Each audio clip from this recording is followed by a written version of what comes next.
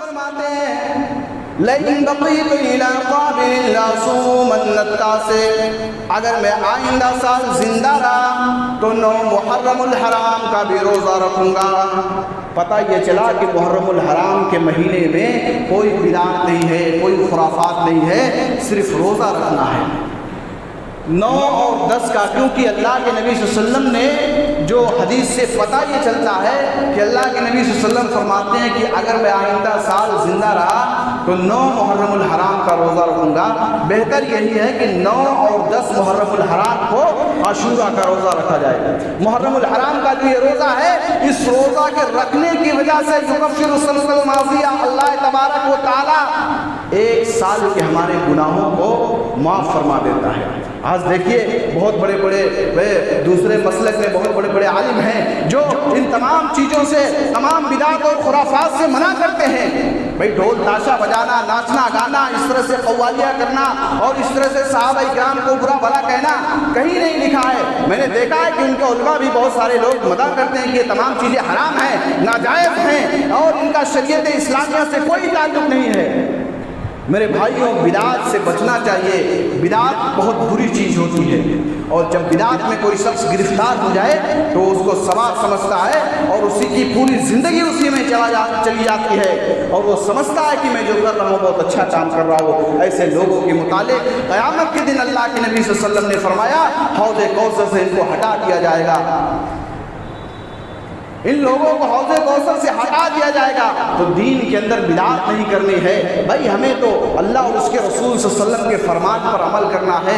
اللہ کے نبی صلی اللہ علیہ وسلم نے جو بتایا ہے، دیکھیے صحابہ کرام جب حضرت حسین رضی اللہ تعالیٰ عنہ کی شہادت ہوئی سن 61 ہجری میں، ان کے 19 برس کے بعد یعنی سن 80 ہجری میں امام ابو حنیفہ رحمۃ اللہ علیہ پیدا ہوئے اور 150 ہجری میں ان کا انتقال ہوتا ہے۔ لیکن 70 سال کی عمر میں کبھی بھی امام ابو حنیفہ رحمۃ اللہ علیہ نے یہ تمام بدعات و خرافات کے قریب نہیں گئے اور نہ ہی منایا اور نہ ہی کسی کو منانے کا حکم دیا۔ ان کے بعد بہت سارے لوگ زندہ رہے لیکن کبھی بھی انہوں نے اس پر عمل نہیں کیا اور نہ ہی کسی کو اس پر عمل کرنے کا حکم دیا۔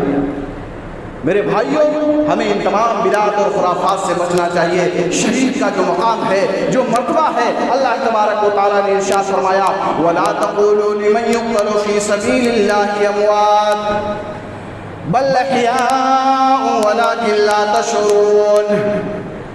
جو لوگ اللہ تبارک و تعالیٰ کے راستے میں مارے جائیں، شہید کر دیے جائیں، تم انہیں مردہ مت کہو بلکہ وہ زندہ ہے اور اللہ تبارک و تعالیٰ کے ہاں سے ان کو رزق دیا جاتا ہے۔ دنیا کے اندر کوئی ایسا شخص نہیں ہے کہ جب اس کا انتقال ہو جائے اور وہ جنت کے اندر چلا جائے اور پھر اس کی یہ خواہش ہو کہ میں دنیا کے اندر چلا جاؤں، لیکن ایک شہید کا مقام یہ مرتبہ یہ ہے کہ جب شہید جنت کے اندر جائے گا تو اس کی آرز ہوگی، تمنا ہوگی، اے اللہ تو مجھے دنیا کے اندر بھیج دے تاکہ میں تیرے راستے میں لڑوں اور بار بار لڑوں اور شہید ہوتا چلا جاؤں، میں تیرے راستے میں لڑوں اور شہید ہو جاؤں۔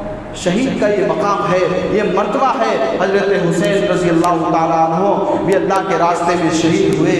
بہت سارے صحابہ کرام کو شہید کیا گیا، بہت سارے صحابہ کرام اللہ کے راستے میں شہید ہوئے، لیکن اس کا یہ مطلب نہیں ہے کہ صرف ایک صحابی کی وجہ سے ہم اور تمام صحابہ کرام کو برا بھلا کہیں، ان پر کیچڑ اچھالیں۔ ہمیں تمام